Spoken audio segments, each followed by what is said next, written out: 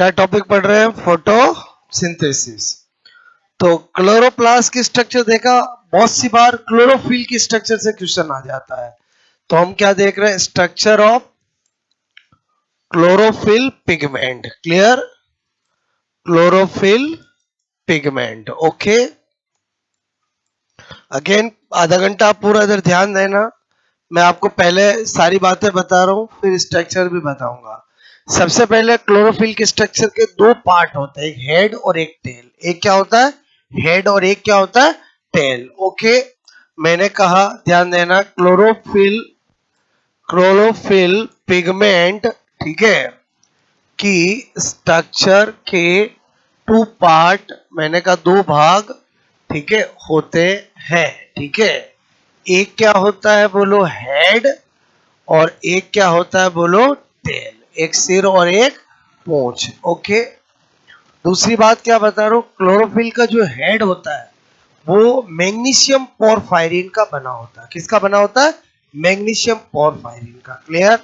मैंने कहा आपको क्लोरोफिल पिगमेंट का हेड, ओके, मैग्नीशियम,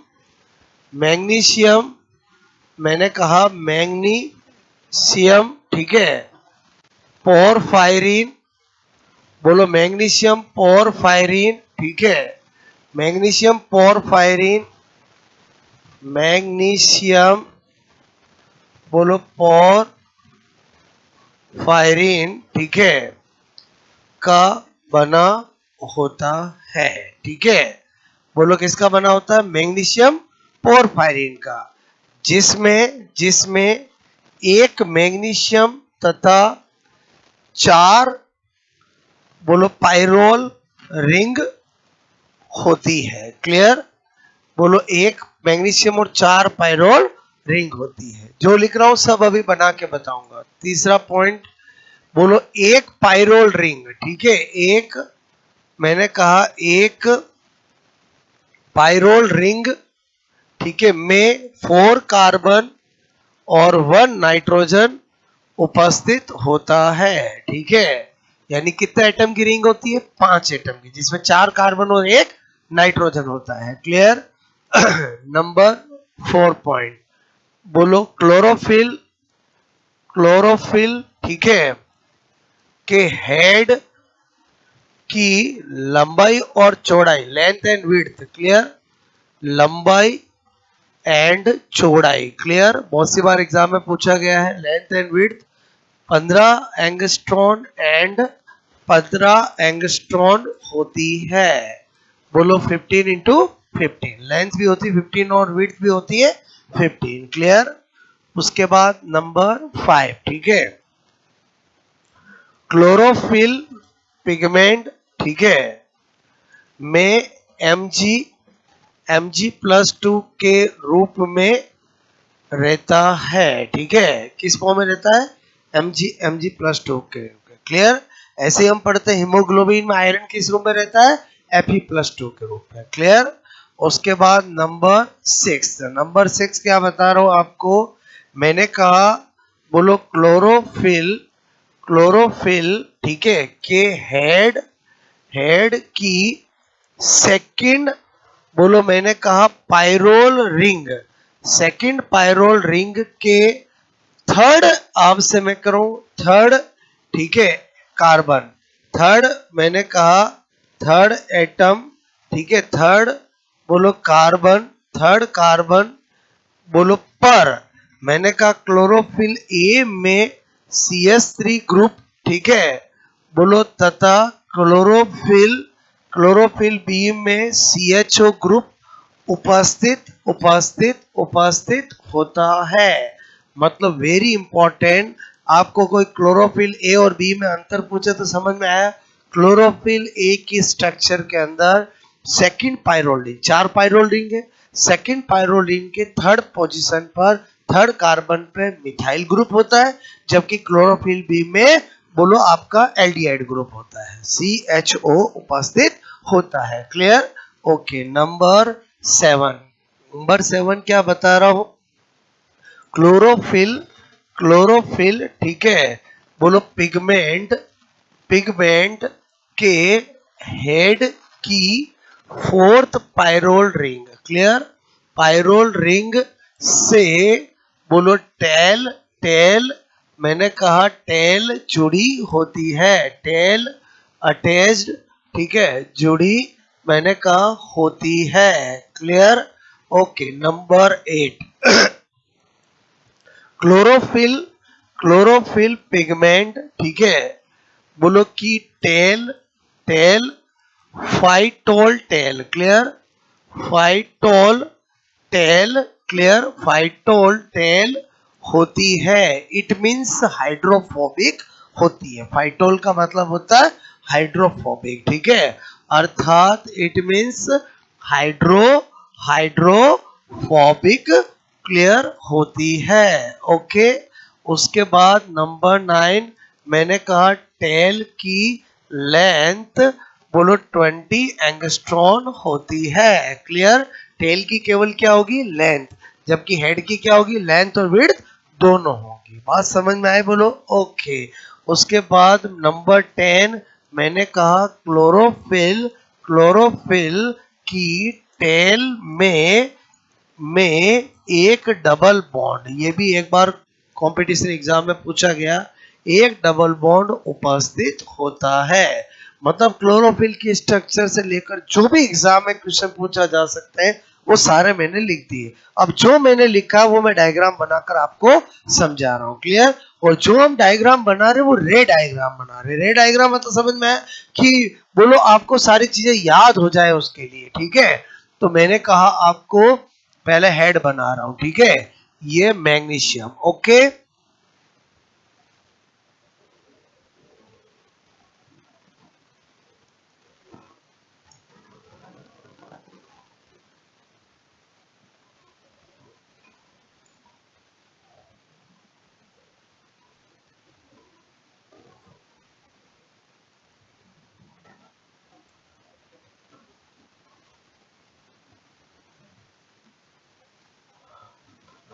1 2 3 और 4, 4 पायरोल रिंग बनाई, सेंटर में Mg बनाया, हर पायरोल रिंग में 4 कार्बन और एक नाइट्रोजन है, दिख रहे हैं 4 कार्बन एक nitrogen, clear.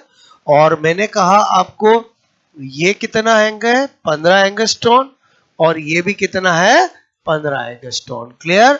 Second pyrrole ring के थर्ड कार्बन से यहां पर CH3 किस में जुड़ा होता है क्लोरोफिल A में, और इसकी जगह CHO जुड़ा होता है, या ऐसे लिख दूं CHO जुड़ा होता है किस में बोलो क्लोरोफिल B में, क्लियर। 1 2 और 3 थर्ड पोजीशन पे, बात समझ में आए बोलो, क्लियर। और यहां से मैंने कहा ये टेल जुड़ी होती है, टेल में एक क्या कर देता हूं डबल बॉन्ड, एक क्या कर रहा हूं डबल बॉन्ड, और ये जो टेल है बोलो उसकी लेंथ कितनी होती है 20 एंगस्ट्रॉन, तो मेरे लिए ये क्या बन गया हेड, बोलो ये क्या बन गया हेड, मैंने कहा ये क्या है हेड, और ये क्या है बोलो टेल, बात समझ में आए। आप देखो मैंने आपको सब कुछ बता दिया, जो हेड है वो क्या है बोलो मैग्नीशियम, बोलो पोरफायरिन, ठीक है, का बना, बात समझ में आए बोलो, जिसमें एक मैग्नीशियम और 4 क्या है पायरोल रिंग है, बात समझ में आए। और ये क्या है टेल है, टेल के अंदर एक डबल बॉन्ड ही होता है, मतलब टेल लंबी चौड़ी है, CH2 CH2 CH2 CS, अरे समझे नहीं समझे बोलो, काम की चीज बता रहा हूँ, एक डबल बॉन्ड होता है, क्लियर। तो मैंने एक डबल बॉन्ड कर दिया है, बात समझ ना। लेंथ कितनी होती है 20 एंगस्ट्रॉन, आपको मेरी बात समझ में आए बोलो।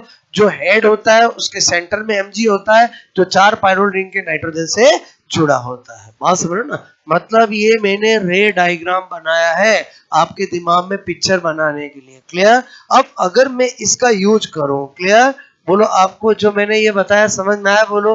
वेरी इंपॉर्टेंट चीज जो एग्जाम में पूछा जाता है क्लोरोफिल A और B का फॉर्मूला, क्या पूछा जाता है क्लोरोफिल A और B का फॉर्मूला, तो हम बना पाएंगे कैसे, मैंने कहा आपको, मैंने मैंने बोलो आपको इमेजिन करो, ये मैंने आपको बोलो नंबर 10 किया था, क्लियर।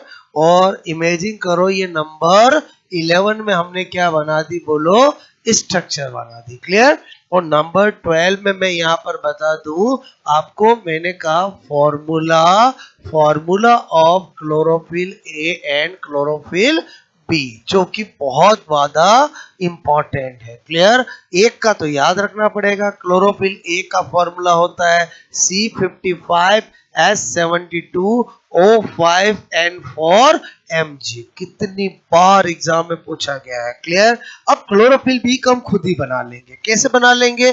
क्योंकि मुझे पता है कि मैं इसमें CH3 ग्रुप हटाऊंगा और CHO ग्रुप जोड़ूंगा। थोड़ी तो केमिस्ट्री जानते हैं ना, बात समझ में? तो मुझे बताओ, कार्बन की संख्या में कोई चेंज नहीं आएगा। क्लियर? हाइड्रोजन की संख्या में क्या होगा? बोलो, 3 हटाया 1 जुड़ा तो 2 की कमी होगी, H70 हो जाएगा। ऑक्सीजन 1 बढ़ जाएगा और नाइट्रोजन वही 4 और Mg वही 4। बात समझ? पहले बताओ, समझे नहीं समझे? ये किसका हो गया? क्लोरोफिल ए का। और ये किसका हो गया? क्लोरोफिल बी का। और हमें इस टेक्निक से क्या ये भी ध्यान रहेगा किसमें कौन सा ग्रुप होता है। पहले बताओ, मेरी बात समझ में? फॉर्मूले सबके होते हैं, बट ज्यादातर क्लोरोफिल ए का ही पूछा जाता है, because chlorophyll A is a universal pigment. Chlorophyll A क्या होता है? यूनिवर्सल पिगमेंट होता है, हर फोटोसिंथेसिस करने वाले के अंदर जरूर उपस्थित होता है। बात समझ में? बाकी तो हम जब एल्गी पढ़ते हैं तो अलग अलग एल्गी में किस में ए बी, किस में ए सी, किस में ए डी, किस में ए ई, वो सारे मैं याद करवाता हूँ। बात समझ ना? वो अलग चीज है, वो तो हम एज ए एल्गी पढ़ते हैं, या हम फोटोसिंथेसिस पढ़ रहे हैं। क्लियर? तो ये जो मैंने आपको बताया समझ में आया? बोलो, 2 के फॉर्मूले याद रखोगे, एक का दूसरे का बनाना आना चाहिए। उससे 2 बातें, एक तो ये याद नहीं करना है, दूसरा हमें ये भी पता चल गया किसमें कौन सा होता है और किसमें कौन सा ग्रुप होता है। पहले बताओ, यहां तक कहानी समझ में आई? बोलो आपको। ओके, तो आप क्या करोगे? बोलो, नोट करोगे। ठीक है?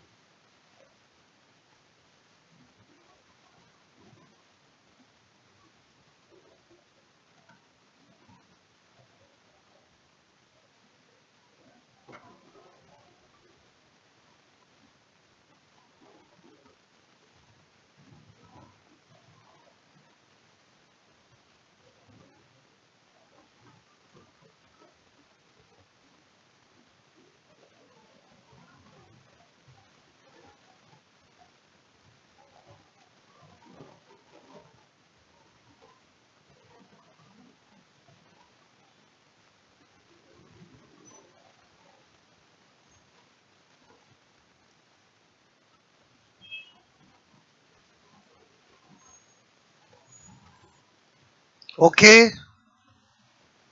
किया ये नोट? बोलो।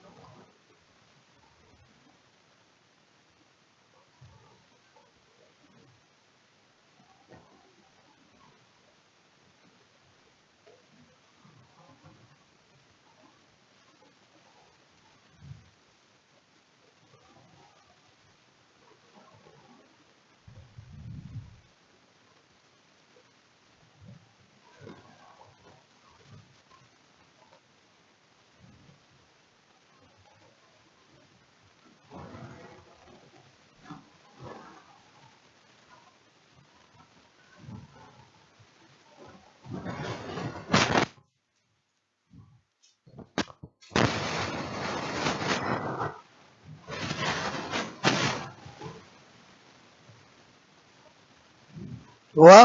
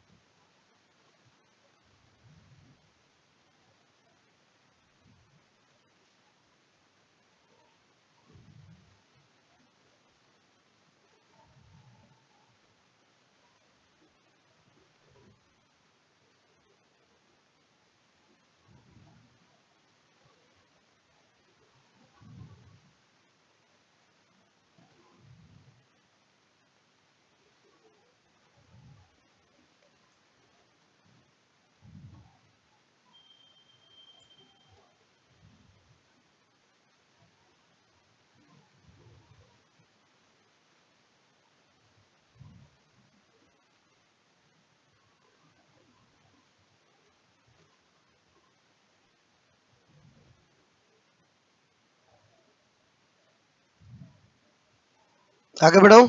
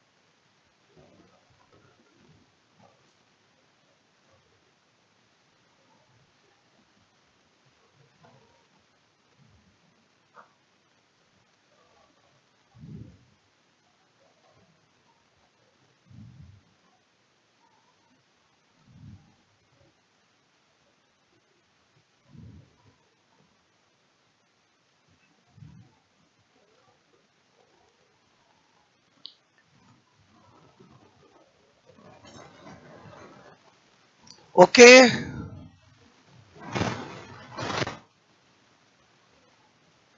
बैक है।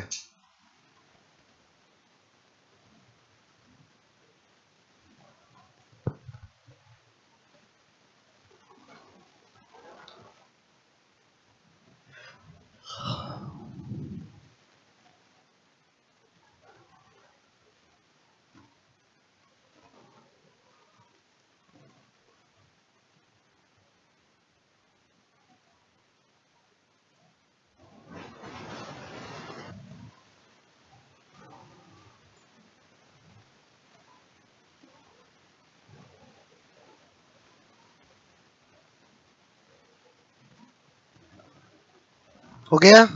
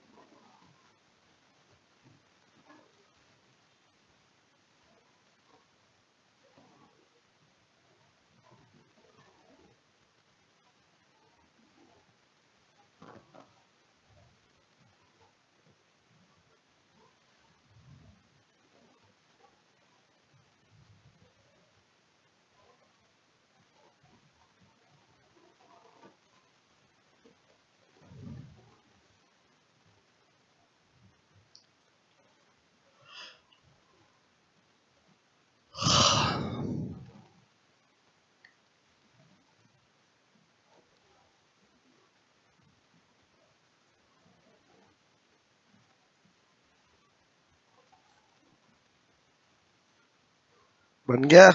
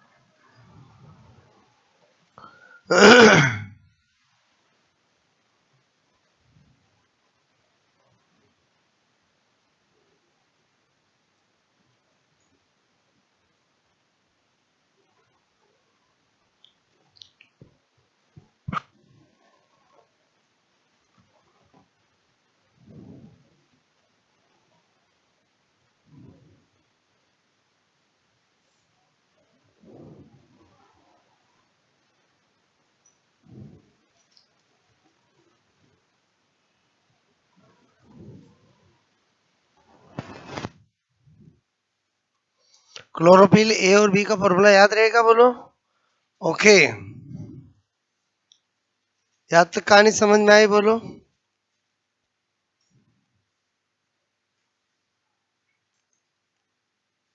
ये सब किसके बारे में बताया? Chlorophyll pigment. ओके, और ये कॉमन बेसिक स्ट्रक्चर मैंने आपको बताई है, ठीक है। आगे बढ़ाए कहानी को, बोलो। यहाँ तक मेरी बात समझ में आए, बोलो क्लियर। फिर वापस आप ध्यान देना 10-15 मिनट, ठीक है।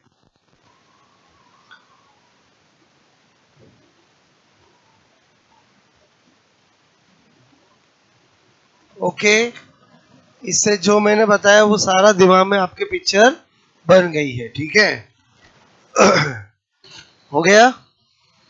अब क्या होता है कि फोटोसिंथेसिस में दो रिएक्शन होती है, एक लाइट रिएक्शन और एक डार्क रिएक्शन। मतलब अल्टीमेटली फोटोसिंथेसिस के अंदर हमें प्लांट अपना भोजन का निर्माण करते हैं, तो भोजन का निर्माण तो डार्क रिएक्शन में होता है, बात समझो। लेकिन पहले लाइट रिएक्शन क्यों होती है? क्योंकि क्या होता है, प्लांट अपने बायोलॉजिकल प्रोसेस में केमिकल एनर्जी को ही यूज करते हैं, और जो सनलाइट है उसमें तो सोलर एनर्जी है। तो इसका मतलब हुआ पहले हमें केमिकल सोलर एनर्जी से केमिकल एनर्जी में कन्वर्ट करना पड़ेगा, क्लियर। तो मेरे कहने का मतलब केमिकल एनर्जी का मतलब होता है एटीपी, NADPH2, ये होता है केमिकल एनर्जी। और सोलर एनर्जी का मतलब फोटोन की फॉर्म में जो एनर्जी होती है। तो इसका मतलब हुआ पहले हमें क्या करना पड़ता है, प्लांट क्या करते हैं, डार्क रिएक्शन से पहले क्या करते हैं, लाइट रिएक्शन। और लाइट रिएक्शन में क्या किया जाता है, सोलर एनर्जी को केमिकल एनर्जी में कन्वर्ट किया जाता है। इसको हम बोलो लाइट रिएक्शन कहते हैं, और इस प्रक्रिया को फोटोफॉस्फोराइलेशन कहेंगे। क्या कहेंगे? Photophosphorylation, clear. तो मैं क्या बता रहा हूं अब आगे, यहां तक कहानी समझ में आए, बोलो। मैंने कहा आपको कि प्लांट में, बोलो, फोटोसिंथेसिस, क्लियर, फोटोसिंथेसिस, ठीक है, में निम्न दो, आपसे मैं कह रहा हूं, टाइप की रिएक्शन, ठीक है, रिएक्शन होती है, ठीक है। दो टाइप की रिएक्शन होती है, ओके। बोलो, एक होती है नंबर 1, जिसको हम क्या बोलते हैं, light reaction, clear, light reaction, okay. और एक होती है डार्क रिएक्शन, ठीक है। डार्क रिएक्शन अपने को इनको समझना है कि लाइट रिएक्शन क्या है, डार्क रिएक्शन क्यों, ये नाम क्यों है, और लाइट और होने पर डार्क होती है, बोलो डार्क से पहले लाइट क्यों होती है, बात समझ ना। तो एक तो क्या है, प्रकाश अभिक्रिया, क्लियर, और एक है अभी अभी अभी अभिक्रिया, क्लियर। और एक क्या है, बोलो, अंधकार अंध अंध अंध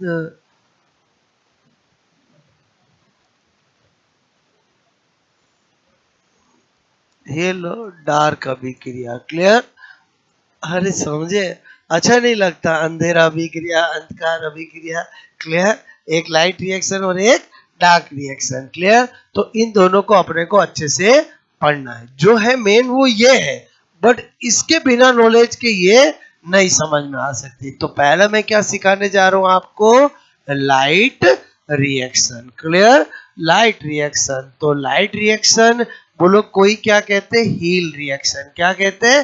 हील रिएक्शन, क्योंकि इसको बताने वाला रॉबर्ट हील है। बात समझ में आए? तो इसका मतलब हुआ लाइट रिएक्शन की खोज किसने की है? रॉबर्ट हील ने की है। किसने की है? रॉबर्ट हील ने। इसलिए उसके सर नेम से इसको हील अभिक्रिया भी कहते हैं। ठीक है? तो यहाँ पर मैं ऐसे लिख दूं, discovered by Robert Robert Hill. Clear? Robert, मैंने कहा यहाँ पर रॉबर्ट बोलो Hill. Clear? Okay, Robert Hill ने इसको खोजा है। ठीक है? अब लाइट रिएक्शन के बारे में सारी बातें अपने को जाननी है 1 2 3 करके। क्लियर? तो सबसे पहली बात क्या, लाइट रिएक्शन कहाँ होती है? तो हम कहेंगे ग्रेना पे होती है। कहाँ होती है बोलो? ग्रेना। अब ग्रेना वर्ड में आपको कल अच्छे से बता चुका हूँ। तो जो भी ग्रेना, स्ट्रोमा, थैलेकोइड, कुछ भी टर्मिनोलॉजी है वो पहले हमने कल स्ट्रक्चर बनाया था। तो सबसे पहले आपसे मैं कह रहा हूँ साइट ऑफ लाइट रिएक्शन। ठीक है? कि भाई लाइट रिएक्शन कहाँ होती है? मैंने कहा ग्रेना ऑफ क्लोरोप्लास्ट। क्या लिखा बोलो? Grana of chloroplast. ग्रेना पे क्यों होती है, दूसरी जगह क्यों नहीं होती है? तो क्या होता है, इस ग्रेना पे ही पिगमेंट सिस्टम फर्स्ट और पिगमेंट सिस्टम सेकंड उपस्थित होता है। क्लियर? बोलो, मैंने कहा साइट ऑफ लाइट रिएक्शन, बोलो आप ग्रेना ऑफ क्लोरोप्लास्ट। ठीक है? बोलो, मैंने कहा क्योंकि grana grana grana grana grana पर ही pigment system first and pigment system second उपस्थित होता है। उपस्थित होता है। क्लियर? बोलो, पी एस फर्स्ट की फुल फॉर्म है, बोलो पिगमेंट सिस्टम, बोलो फर्स्ट। बार बार वर्ड यूज करूंगा, वर्णक तंत्र फर्स्ट। हिंदी में क्या बोलूं? वर्णक तंत्र first. Clear? Okay, P S second का मतलब क्या है बोलो? पिगमेंट, मैंने कहा सिस्टम, बोलो सेकंड। क्लियर? वर्णक तंत्र सेकंड। यहां तक कोई दिक्कत नहीं, बोलो बात समझना।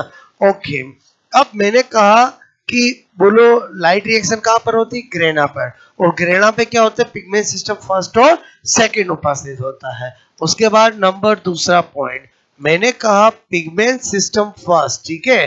पीएस फर्स्ट का बोलो क्रिया केंद्र, रिएक्शन सेंटर। क्रिया केंद्र, बोलो reaction centre. Clear?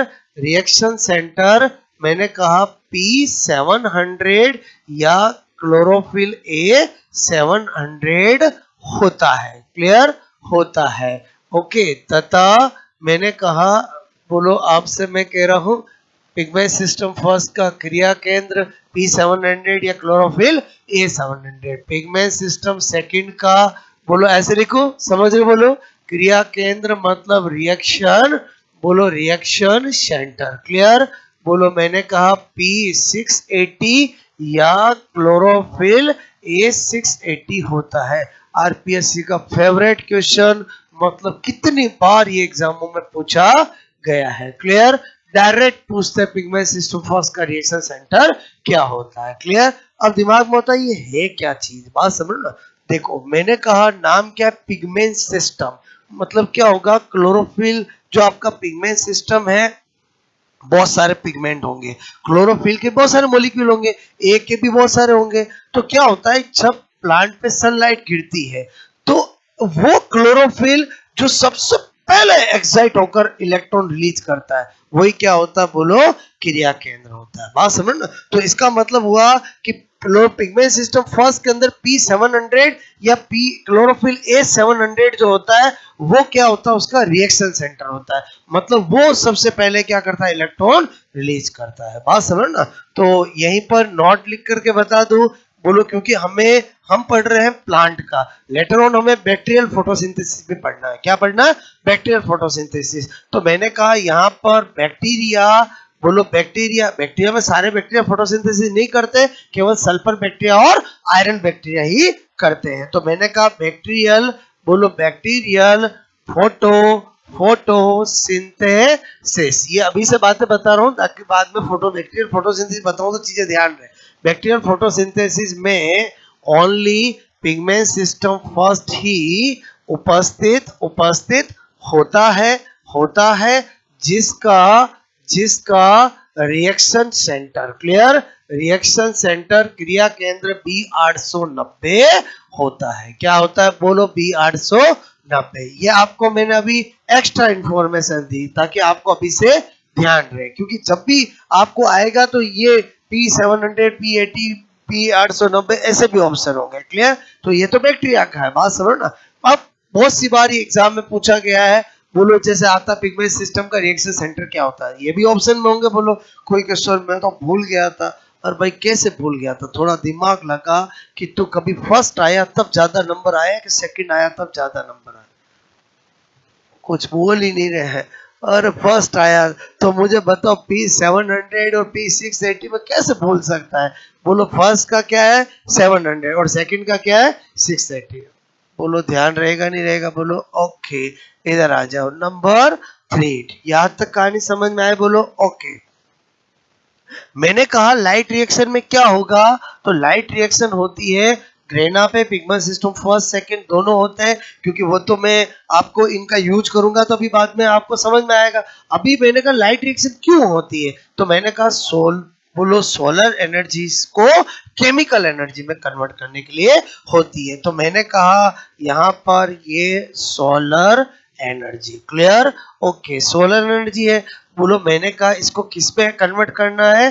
Chemical energy में। किस में कन्वर्ट करना है? केमिकल एनर्जी का मतलब क्या होता है? एटीपी है, NADPH2 है, क्लियर। इस फॉर्म में जो एनर्जी होती है इसको क्या कहते हैं? Chemical energy. इसको कन्वर्ट करना बोलो किसके द्वारा? बोलो लाइट रिएक्शन, क्लियर। और लाइट रिएक्शन में ये जो कन्वर्जन करते हैं इसको बोलते हैं फोटोफॉस्फोराइलेशन। क्या कहते हैं बोलो इसको? फोटोफॉस्फोराइलेशन। क्या कहते हैं बोलो? बोलो फोटोफॉस्फोरीलीकरण। हिंदी में क्या बोलते हैं ये? इंग्लिश में क्या बोलते हैं? फोटोफॉस्फोराइलेशन। मेरी बात समझ में आए? मतलब जो आपका सूर्य की ऊर्जा है, सोलर ऊर्जा है, उसको केमिकल एनर्जी में बदलना, यही हमारा किस रिएक्शन का टारगेट होता है? Light reaction. क्योंकि डार्क रिएक्शन के अंदर एनर्जी कंज्यूम होती है और जो एनर्जी कंज्यूम होती है भोजन बनाने के लिए वो केमिकल एनर्जी के रूप में रिक्वायर्ड होती है। 1 मोल ग्लूकोज का निर्माण करेंगे डार्क रिएक्शन में तो हमें 18 ATP और 12 NADPH2 रिक्वायर्ड है केमिकल एनर्जी। तो उसका एनर्जी का प्रोडक्शन किसमें किया जाएगा? बोलो लाइट रिएक्शन में। किससे किया जाएगा? सोलर एनर्जी से। तो लाइट रिएक्शन का काम समझ में आया? लाइट रिएक्शन केवल सोलर एनर्जी को केमिकल एनर्जी में कन्वर्ट करती है, क्लियर। ये काम है लाइट रिएक्शन। और मैंने कहा ये लाइट की प्रेजेंस में ही होगी तो इसलिए इसका नाम लाइट रिएक्शन है। और जो डार्क रिएक्शन है उसको लाइट से कोई लेना देना नहीं है, उसको तो केमिकल एनर्जी से लेना देना है। तो केमिकल एनर्जी इसमें बन जाएगी तो फिर वो होगी। बात समझ में? इसलिए उसका नाम क्या है? डार्क रिएक्शन है। उसका नाम क्या है? डार्क रिएक्शन है, क्लियर। अभी उसकी बात हम बाद में करेंगे। यहां तक बात समझ में आए? बोलो। अब मैंने कहा ये फोटोफॉस्फोराइलेशन का मतलब समझ गए कि फोटोसिंथेसिस की लाइट रिएक्शन में सोलर एनर्जी से केमिकल एनर्जी का निर्माण करना क्या कहलाता है? Photophosphorylation, clear. तो फोटोफॉस्फोराइलेशन भी 2 टाइप का होता है, एक होता है साइक्लिक और एक होता है नॉन साइक्लिक। तो अगला पॉइंट क्या बता रहा हूं आपको? नंबर 4। मैंने कहा बोलो टाइप्स ऑफ, बोलो फोटोफॉस्फोराइलेशन। मेरी बात को समझना। अगर आपको कोई पूछे फोटोफॉस्फोराइलेशन किस सेल ऑर्गेनल में होता है? 4 सेल ऑर्गेनल हो तो क्लोरोप्लास्ट में कहां होता है? तो ग्रेना में। मेरी बात समझ में आए? बोलो मैंने आपको ट्रांसपिरेशन पढ़ाया, उसमें फोटोफॉस्फोरेशन वर्ड आया तो वहां तो हम एज ए क्लोरोप्लास्ट बोल रहे थे, लेकिन अभी आपको मैं बोलूं कि फोटोफॉस्फोरेशन क्लोरोप्लास्ट में कहां होता है? तो ग्रेना में, क्योंकि लाइट रिएक्शन कहां होती है? ग्रेना में, ओके। मैंने कहा टाइप्स ऑफ फोटोफॉस्फोरेशन कितने टाइप का होता है? 2 तरह का होता है, क्लियर। बोलो एक होता है साइक्लिक, मैंने कहा साइक्लिक फोटो, बोलो फॉस्फो, बोलो राइलेशन, क्लियर। और एक क्या लिख रहा हूं मैं? बोलो नॉन बोलो साइक्लिक, नॉन साइक्लिक, मैंने कहा फोटो, बोलो फॉस्फोराइलेशन, समझ आओगे बोलो आपको, ठीक है। मैंने कहा एक साइक्लिक और एक क्या बता रहा हूं, बोलो नॉन साइक्लिक, ठीक है। फोटो, मैंने कहा फॉस्फोराइलेशन, ओके। मतलब हिंदी में बोलूं तो एक क्या है, चक्रीय, क्या है बोलो, चक्रीय, बोलो फोटो फॉस्फोरिलीकरण, क्लियर। और एक क्या है बोलो, अचक्रीय, क्लियर।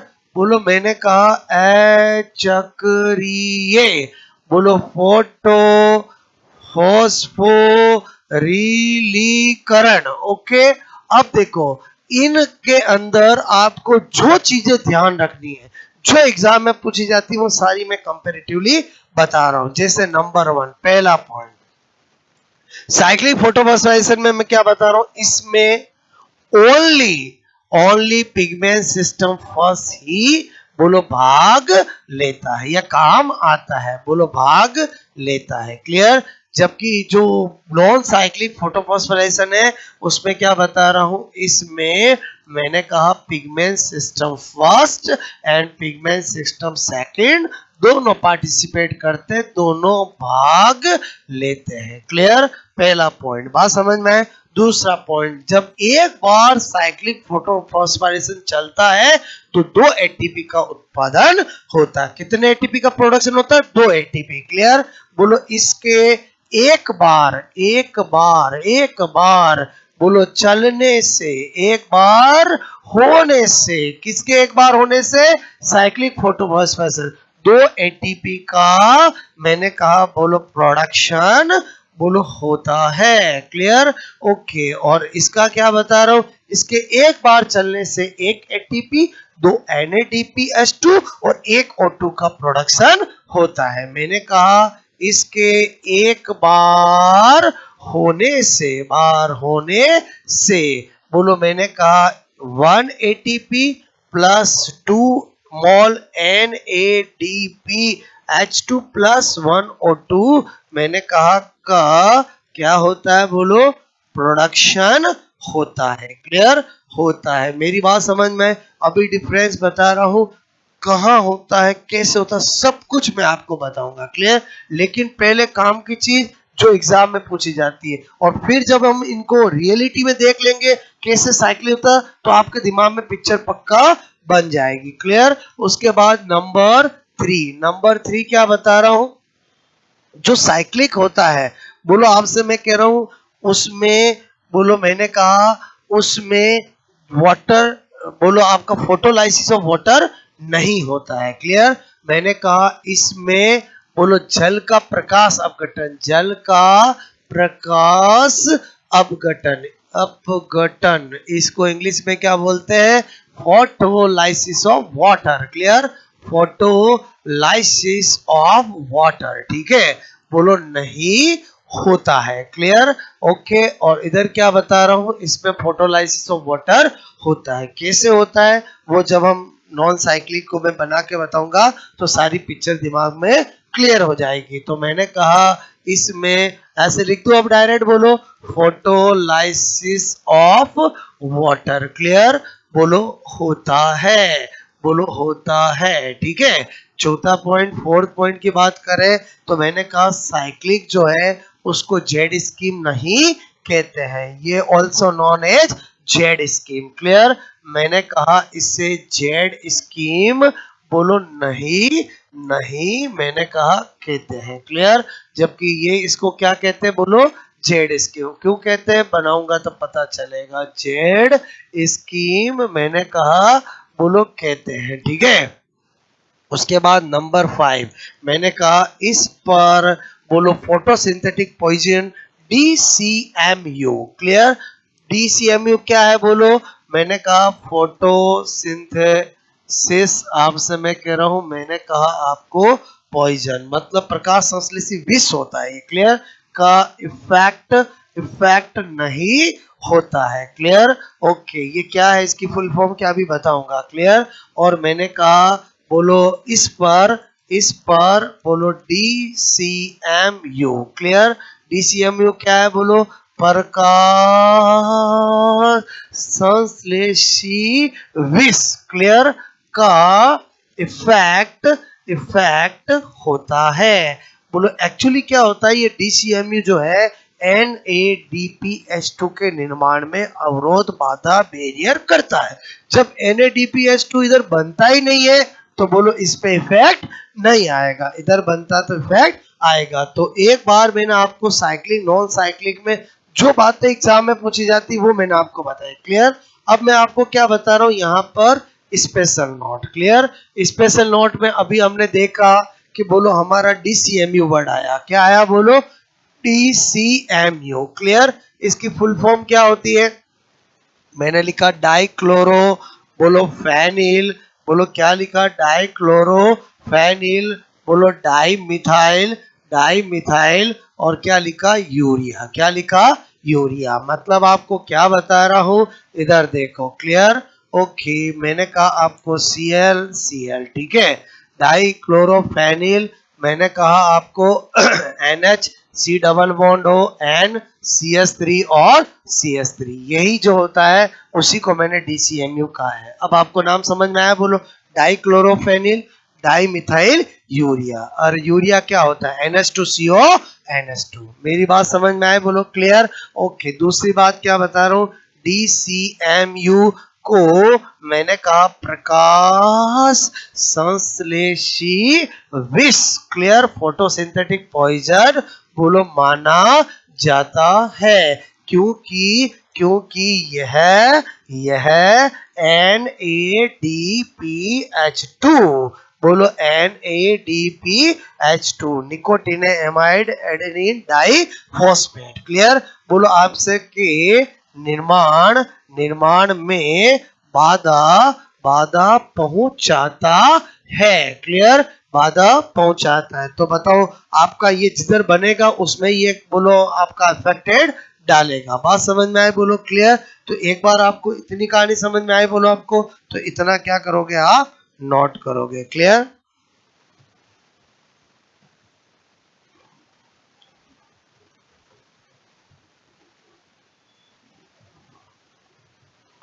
यहाँ तक तो नोट कर ही लिया था, बोलो आपने, यहाँ तक कर लिया था, ठीक है।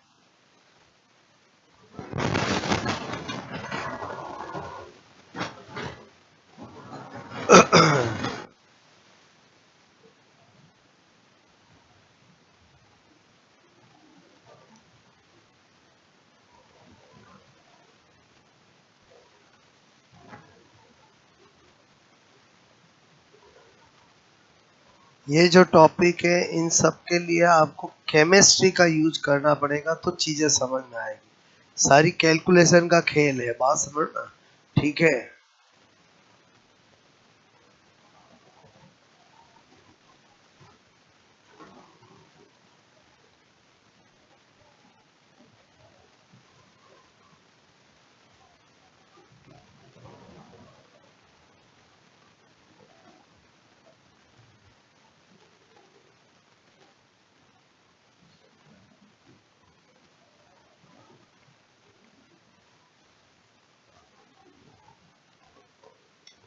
हुआ नोट, बोलो ये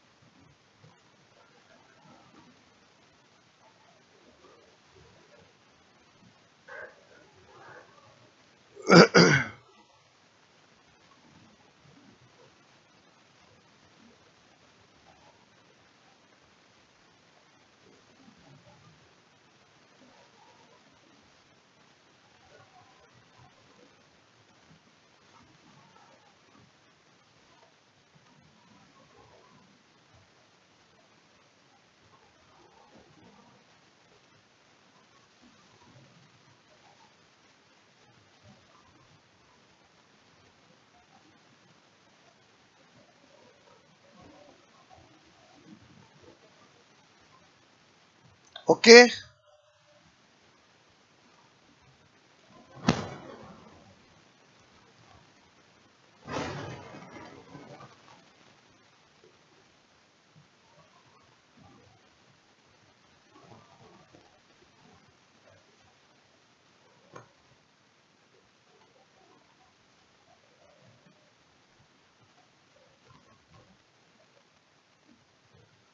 ओके।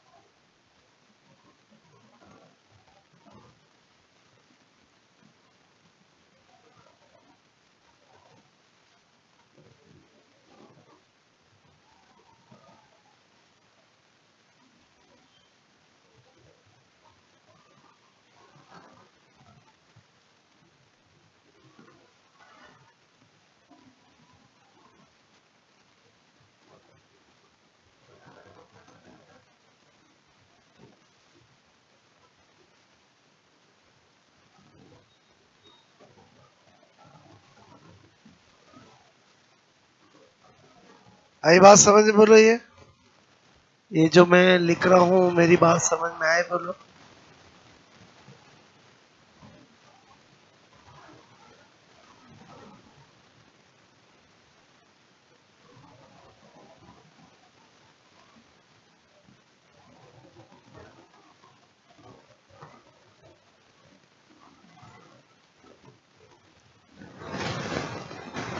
अरे बच्चा, B P P P P नहीं है ये बी 890 है। ठीक है।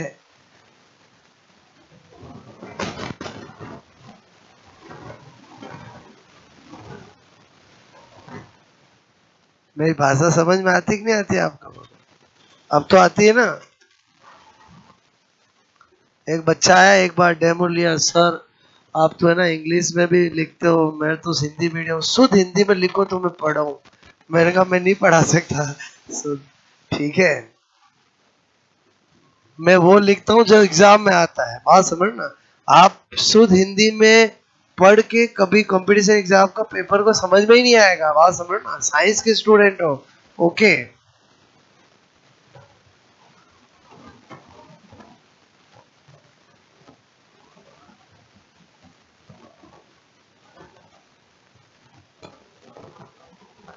अरे समझने से मतलब है, बात समझ में आए बोलो, या है समझ में बोलो। ओके।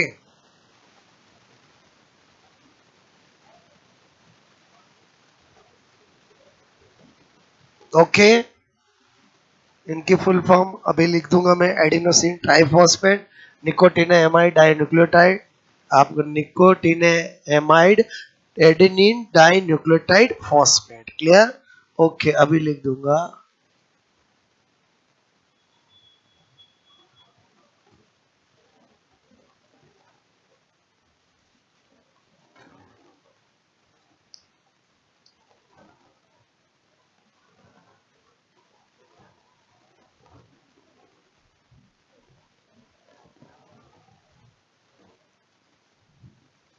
एक एक पॉइंट आपको कल समझ में आएगा जब मैं साइक्लिक और नॉन साइक्लिक को पूरा बना के बताऊंगा, क्लियर।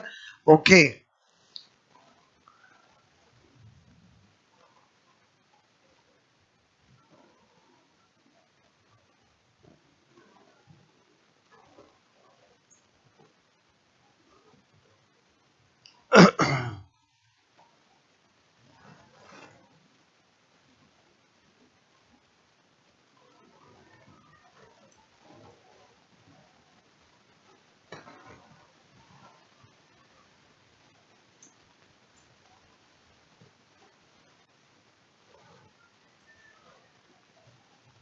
हो गया?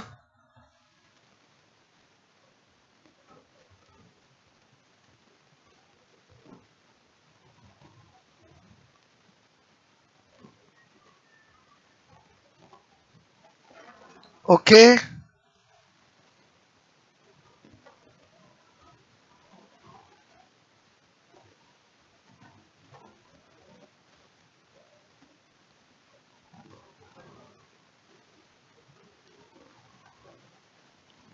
only pigment system first participant, first and second both are participant. बोलो production 2 ATP in one cyclic of one cycle. बोलो आपका photo cyclic in one cycle of cyclic photophosphorylation. Clear?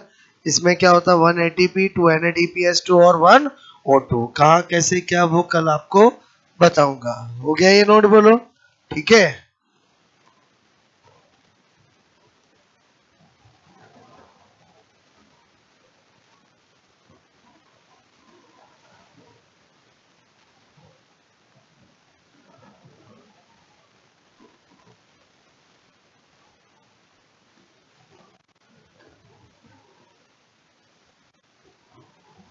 Okay,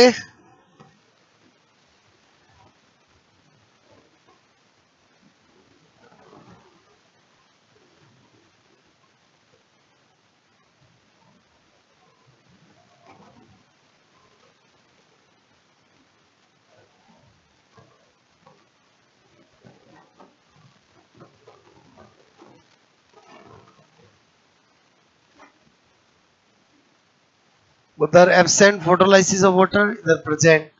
उधर एब्सेंट जेड स्कीम, इधर present. Clear? उधर not affected by DCMU, इधर affected by DCMU. ठीक है. DCMU is a photosynthetic poison. Full name, structure, सब कुछ मैंने अभी स्पेशल नोट में बताई है आपको.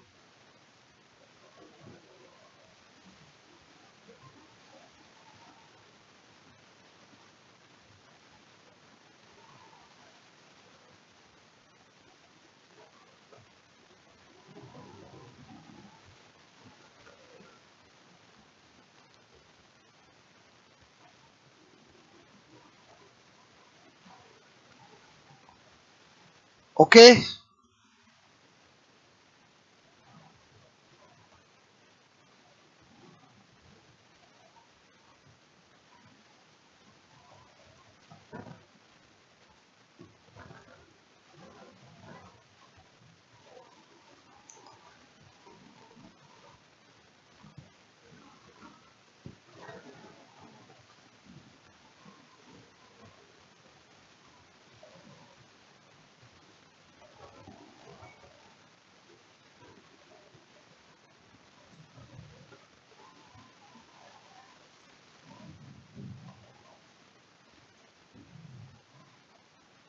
ठीक है.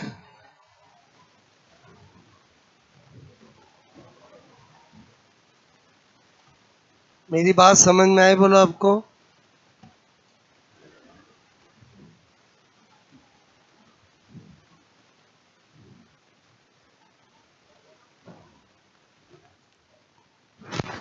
DCMU उधर फुल फॉर्म स्ट्रक्चर सब बताइए ना मैंने अभी आपको. क्लियर?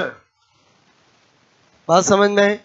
उधर ही क्यों अफेक्टेड होगा? क्योंकि ये किस में बैरियर करता है? NADPH2. उधर ही बनता है तो उधर ही होगा. क्लियर? और इसी में आपको क्लियर दो और बताई दूं. ठीक है. मैंने कहा एक है एटीपी. एटीपी की फुल फॉर्म होती है एडिनोसिन. ठीक है. Adenosine triphosphate. एडिनोसिन ट्राई बोलो फॉस्फेट. ठीक है. Adenosine triphosphate.